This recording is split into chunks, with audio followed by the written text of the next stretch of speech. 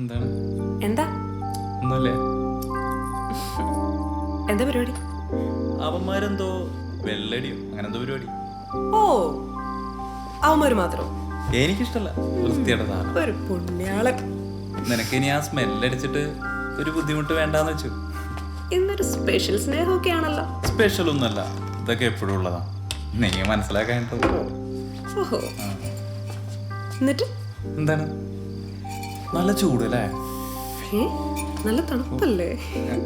തണുപ്പം എന്താ നിനക്കൊരു ഇളക്കം പോലെ? എനിക്ക് കുഴപ്പമൊന്നുമില്ല. ഇല്ലേ? ഏയ്, നിനക്കെന്താ പ്രശ്നം? എനിക്കെന്താ? എനിക്ക് കുഴപ്പമൊന്നുമില്ല. ഒരു കള്ളച്ചിരിയൊക്കെ അയ്യടാ ഉണ്ടല്ലോ. ഇല്ല. ഉണ്ട്.